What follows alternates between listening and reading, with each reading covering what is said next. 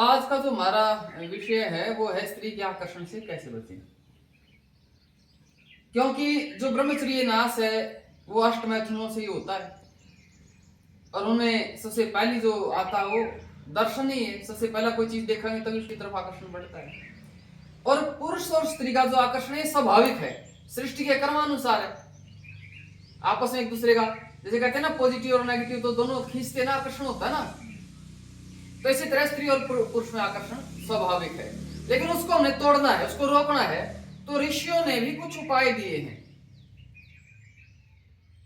ब्रह्मचर्य पर बहुत बल लगाया है, तो ये मुश्किल तो है नहीं, लेकिन हमें कुछ नियमों का पालन करना पड़ेगा। तो आज मैं ये बातें आपके सामने क्यों बतानी पड़ी हैं। आज जो बातें मैं बताऊंगा यदि आपने अच्छे से समझ लिए तो स्त्री के आकर्षण से बचना कुछ भी मुश्किल नहीं है, बहुत सरल है। अभी मैं एक दो दिन पहले फोन पे बात कर रहा था हमारे एक नौजवान से। मैंने कहा तेरी बात में उत्साह नहीं है, दम नहीं है, क्या बात है, जोश नहीं तेरी बातों में। अब उत्साह साहस जोश ये सब किससे जुड़े हुए हैं? ब्रह्मचर्य से जुड़े हुए हैं। जब उत्साह साहस जोश नहीं तो इसका मतलब कहीं ना कहीं ब्रह्मचर्य में फॉल्ट है। लेकिन मेरे सामने नौजवान झूठ नहीं बोलते, तो उसने कहा जी मैं एक महिला के चक्कर में फंस गया। अध्यापक हो, पढ़ाता है, बोला जी बस बुरा हाल हो गया है, उसी के चक्करों में लगा हुआ हूं मैं। तो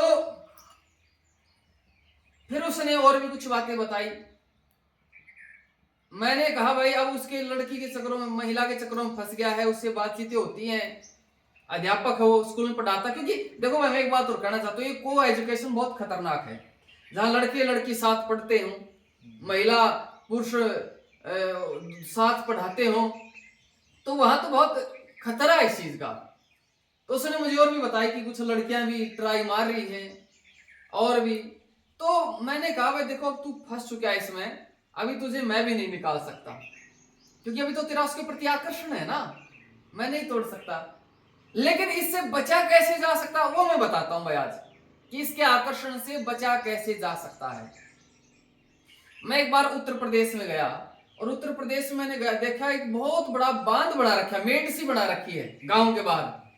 मैंने कहा भाई ये तुमने क्यों बना रखी है, ये मेड सी, ये बांध सा गांव के बाहर क्यों बना रखा है? तो उन्होंने कहा जी नदी है और नदी का जब पानी चढ़ता है तो गांव में ना घुस जाए वो पानी, तो इसलिए हमने पहले ही मेड बना दी है। तो इसलिए मैं ये कहता हूं यदि स्त्री के आकर्षण से बचना है तो आपको अपनी मेढ़ पहले ही बनानी होगी। यदि आपने अपनी मेढ़ है, अपनी बांध पहले नहीं बनाई, जब कोई स्त्री, सुंदर स्त्री आपकी तरफ आकर्षित होगी, आपकी तरफ आएगी, तो आप बच नहीं पाओगे। मेढ़ बनाई नहीं, नदी का पानी चढ़कर आ गया तो तबाही करेगा ही करेगा। अब यदि किसी ने ब्रह्मचर्य के नियमों की मेढ़ नहीं बनाई, कोई स्त्री का आकर्षण हो गया, तो वह बिना तबाही के बच नहीं सकता। जब उसकी बर्बादी हो जाएगी फिर उसके समझ में आएगी ओहो फंस गया। तो इसलिए मैं कहता हूं मैं किस किस को संभाल सकता हूं, मैं उसको संभाल सकता हूं जिसकी भी सेटिंग नहीं हुई है, मैं उसे बचा सकता हूं प्रोसेस में। अभी मतलब नदी का पानी अभी गांव में घुसा नहीं है, मैं उसको बचा सकता हूं। मैं उसको भी बचा सकता हूं जिसका ब्रेकअप हो गया, उसको भी कुछ संभाल सकते हैं। भाई तू ज्यादा दुखी मत हो, उसको भी दर्द से निकाल सकते हैं।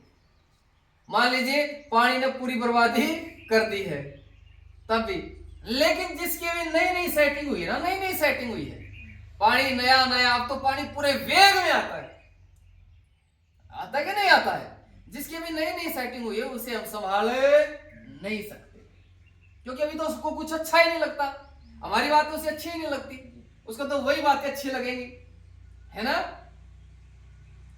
अब तो कितना पागल है वो, सो जाओ फोन मत काटना, रात को बातें करते समय सो जाओ फोन मत काटना, मैं तुम्हारी सांसों को सुनना चाहता हूं। क्या ढूंढ रहे करते, क्या नौटंकी करते। वास्तविकता है नौजवानों की, इतने पागल हो जाते हैं। तो इसीलिए यदि आप चाहते हैं कि हम स्त्री के आकर्षण से बचे रहे, तो प्रिय ब्रह्मचारियों ध्यान से सुन लेना, ये अपने पल्ले के गांठ मार लेना। कौन सी गांठ है? कि मैं किसी लड़की का दर्शन नहीं करूंगा। यदि मुझे आवाज आ गई किसी की आवाज आ रही, मैं देखूंगा नहीं कौन है, बल्कि कि नहीं ये महिला की आवाज है, मैं दर्शन नहीं करने, मुझे नहीं देखना है। मुझे किसी लड़की के साथ अनावश्यक, फोन तो तुम्हारे जमा है, यहाँ तो फोन जमा हो जाते हैं भाई, फोन तुम्हारे जमा है, चैटिंग तुमने करनी ही नहीं, वो तो ठीक बच गए हो तुम, ठीक है ना। तो इसलिए इस आकर्षण से बचने का सबसे पहला यही है कि अपनी बांध बना लो। कई बार आहट सुन के देखने की भी इच्छा नहीं करनी है कि आवाज आ रही है कौन है, हमने कौन आ रहा कौन जा रहा, हमने कोई मतलब नहीं भाई।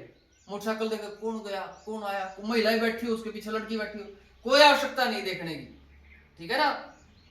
तो जिसने अपने आप बांध बना लिया, मैं देखूंगा नहीं, नजर वापिस ले आऊंगा, मैं कोई चैटिंग नहीं करूंगा, वो बच गया।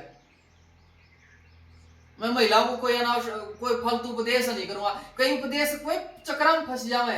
हाँ बहन जी आप ब्रह्मचर्य पालन करो, और बहन जी आप तो राष्ट्र का आधार हो, बहन जी माता जी आप तो निर्माता भवती हो, माता जी बहन जी करके ले चक्कर फिट सेटिंग हो जावे।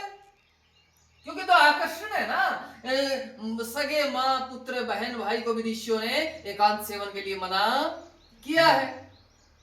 तो इसलिए इस आकर्षण से बचने के लिए आपको बहुत ज्यादा सावधान रहना पड़ेगा। मैं दर्शन नहीं करूंगा, मैं चैटिंग नहीं करूंगा, मैं अनावश्यक ज्यादा उपदेश नहीं करूंगा। अरे ऋषि बच कर रहे हैं, हम ऋषियों से बड़े हो गए क्या। मैं जब छोटा था, नया नया जब मुझे ब्रह्मचर्य की शिक्षा मिली, तो 20 साल पहले की बात है, मैं अपने आप को बहुत सावधान रखता था। मुझे एक घटना आज भी याद है, जैसे मैं कहीं गया हुआ था और एकांत स्थान था, वहां पर एक बहन जी वो उपले बना रही थी गोबर के। तो मैंने ये अरे कोई, मैं तो ऐसा कहता था कि ये जहरीली नागिन है, बच जाए से जल्दी से, दूर से ही डस लेगी ये। देखो माताओं का हम सम्मान करते हैं, माता नारी तो पूजनीय है, यत्र नारी तो पूजन्ते रमन्ते तत्र देवता, है ना, हम सम्मान करते हैं। लेकिन मैं वैसे अपने ब्रह्मचर्य के रूप में कहता था नहीं ये तो बिल्कुल डस ले, निकल ले जल्दी से यहां से। ऐसा तेज दौड़ के निकलता था जैसे कोई राक्षसी डाकिनी, ऐसे होता है ना, जो बच्चे डरते हैं भूतनी से, डर के भागते हैं, ऐसे ऐसे मुझे ब्रह्मचर्य का अपना रखता था। तो इसलिए भाई तब जाकर अपना ब्रह्मचर्य सुरक्षित होता है। आज भी मैं बातचीत करता हूँ, चैटिंग होती है किसी से, क्योंकि अलग अलग होते हैं ना, मुझे लगता है ना बात कहीं ना कहीं बढ़ सकती है, मैं ब्लॉक कर देता हूं।